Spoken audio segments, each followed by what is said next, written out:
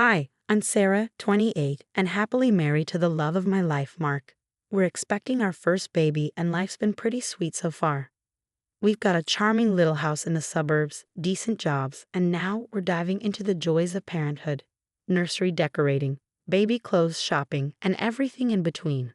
At first, Mark's mom, Karen, seemed wonderful. She'd bring over casseroles and offer to help with the nursery, but something felt off. Her smile never quite reached her eyes when she looked at me. "Oh, Sarah, darling, let me help with that," she'd say, taking the paint roller from my hand. "We wouldn't want you to strain yourself." I'd force a smile, thinking, I'm pregnant, not an invalid, but thanks. Her high-pitched laugh grated on my nerves. "You're so funny, dear," she'd say, turning to Mark, who would just shrug. "Mom's just excited about the baby, babe. Cut her some slack." As time went on, Karen became a regular presence. She'd drop by unannounced, rearrange our furniture, and critique my cooking. "Is that how you're making the pasta?" "Well, I suppose it's one way to do it." When I tried to discuss it with Mark, he'd brush it off. "She's just excited about the baby, Sarah. Give her a break." Then things got stranger. My prenatal vitamins would be moved around, my hospital bag unpacked and repacked, and I could have sworn I saw Karen snooping through my phone while I was napping. "Karen, did you move my stuff?" I asked one day, trying to stay calm. She blinked innocently. "Me? Oh dear, it must be pregnancy brain. It'll pass." I wanted to scream, but I just nodded and retreated to the bedroom.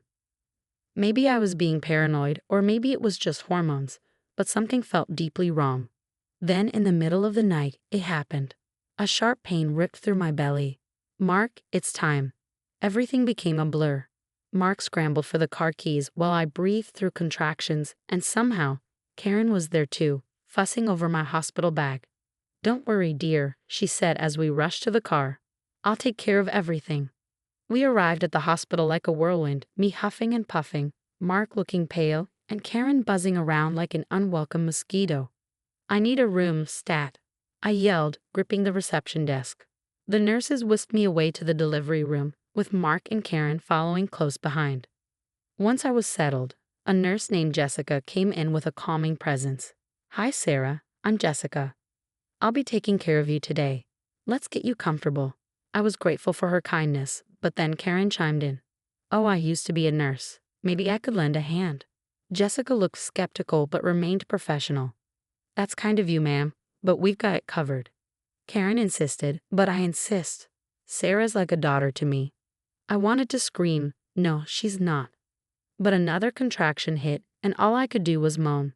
Hours passed, and the pain intensified. Mark was trying his best, but he looked green. "You're doing great, honey," he said shakily. "Shut up, Mark," I growled. "This is your fault." Karen swooped in, all sugary sweet. Now, dear, don't be harsh on Mark. Let me adjust your pillow." As she leaned over, I caught a whiff of her perfume and felt nauseous. "Karen, please, just back off a bit." She looked hurt, but Jessica came to the rescue.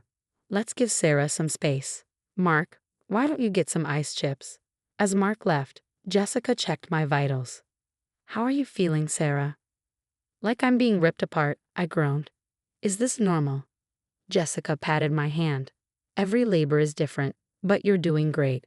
I'll be back in a few minutes to check on you." As soon as Jessica left, Karen was at my side again. "Oh, sweetie, you look parched. Let me adjust your IV." I was too exhausted to argue. I closed my eyes for a moment, and when I opened them, Karen was fiddling with something by my bed. "What are you doing?" I slurred, suddenly feeling strange.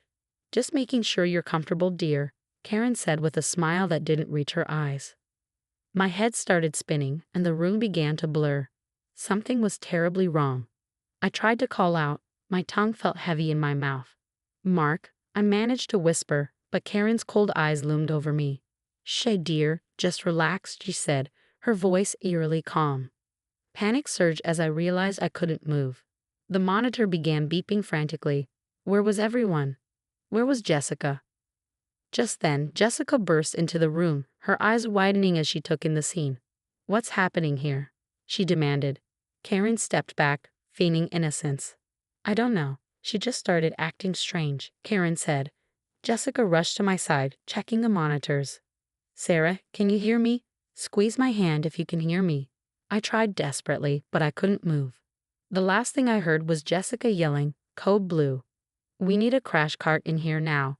Then everything went black.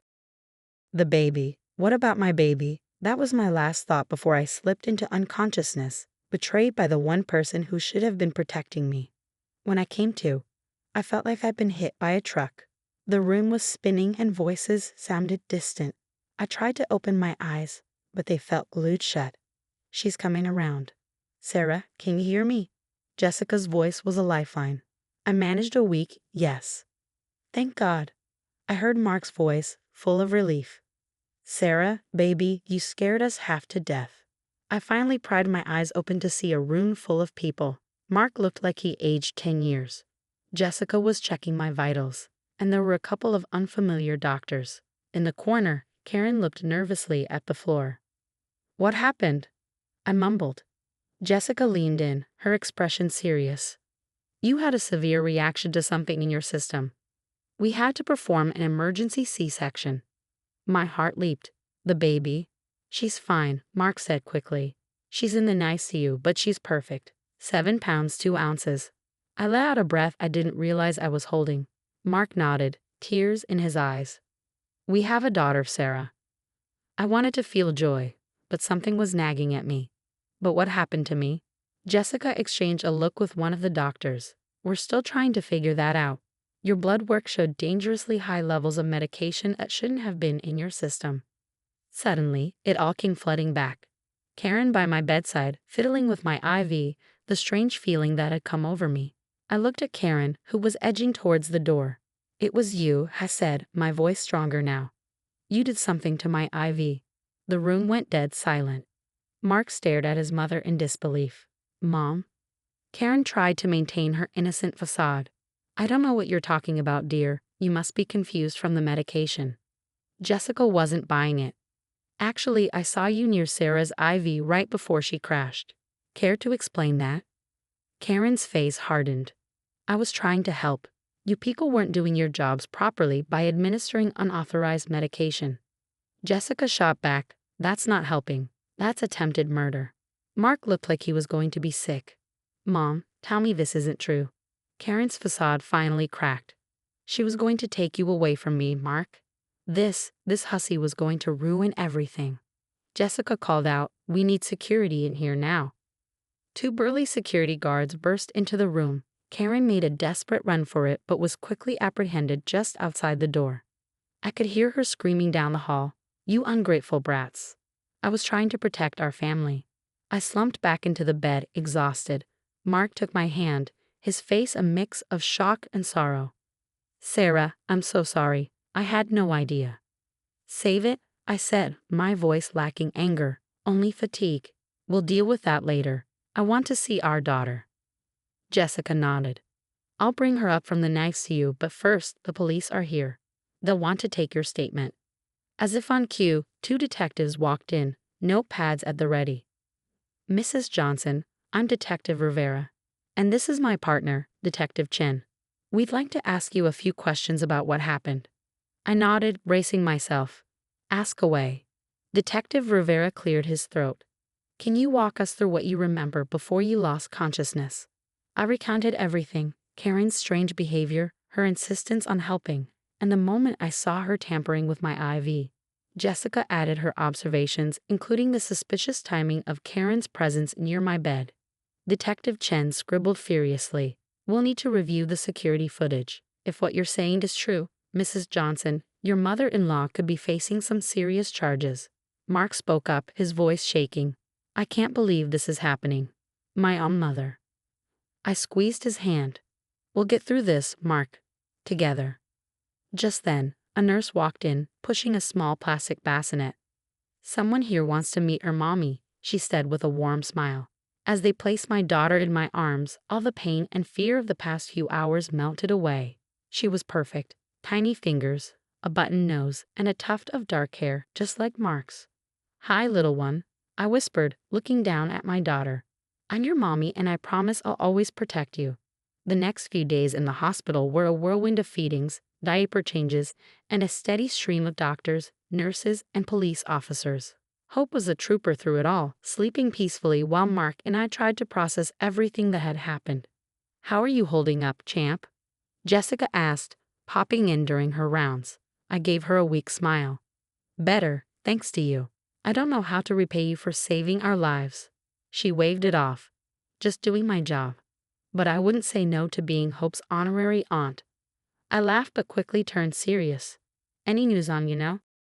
Jessica nodded grimly. "Karen's been formally charged. They found a stash of meds in her purse that matched what was in your system. It's not looking good for her." I felt Mark tense beside me. He'd been quiet since everything went down, torn between relief that Hope and I were okay and guilt over his mother's actions. "Babe, talk to me," I said, squeezing his hand. He sighed heavily. I can't believe she'd do this. My own mother. I keep thinking maybe there's some explanation." "There isn't," I said firmly. "She tried to kill me and our baby. Mark, there's no coming back from that." He nodded, his jaw set. "Right. I've decided to cut all ties with her. No visits, no calls, nothing." "You sure?" I asked, surprised by his resolve. "Damn straight," he said. "You and Hope are my family now. That's all that matters." Just then, Detective Rivera walked in. "Mrs. Johnson, Mr. Johnson, sorry to interrupt. We have an update on the case." We listened as he explained. The security footage was damning, showing Karen clearly tampering with my IV. They'd also found a journal in her house full of rants about me stealing her son, and plans to fix the problem. "Jesus," Mark muttered, looking pale. "She's looking at attempted murder among other charges." Rivera continued, "With the evidence we have, she'll likely be facing a long sentence." I nodded, feeling a mix of relief and sadness. "Thank you, Detective." After Rivera left, Jessica returned with some papers. "Good news, you're cleared for discharge. Ready to take this little munchkin home." As we packed up, the hospital administrator stopped by. "Mrs. Johnson, on behalf of the hospital, I want to apologize for what happened. We're implementing new security measures to ensure nothing like this ever happens again." I appreciated the gesture, but honestly, I just wanted to get out of there. Finally home, as I settled Hope into her crib, Mark wrapped his arms around me from behind. "We made it," he whispered. "Yeah, we did," I said, leaning back into him. We stood there for a while, just watching our daughter sleep. It was peaceful, but I couldn't shake a nagging feeling. "Mark," I said softly, "I need to ask you something, and I need you to be honest." He turned me to face him. "Anything." I took a deep breath. Did you have any idea what your mom was capable of?" His face fell. "Sarah, I swear to God, if I had even the slightest inkling, I would have kept her far away from us. I was blind, and I'm so sorry for that." I searched his eyes and saw only truth and remorse. "Okay," I nodded. "I believe you." He pulled me close. "I love you, Sarah. You and Hope are everything to me. We're going to be okay." "Yeah," I said, feeling stronger than I had in days. "We're going to be more than okay. The story's over, folks." Now I've got a question for you. If you were in Mark's shoes, could you ever forgive your mother for trying to kill your wife and unborn child? Or would you cut ties completely like he did? Drop your thoughts in the comments below. It's a tough one, right? There's no easy answer when it comes to family betrayal this deep. If you enjoyed this wild ride, hit that like button and subscribe for more stories that'll keep you on the edge of your seat. Your support means the world to us and helps us bring more content like this to you. Thanks for listening, and I'll catch you in the next one.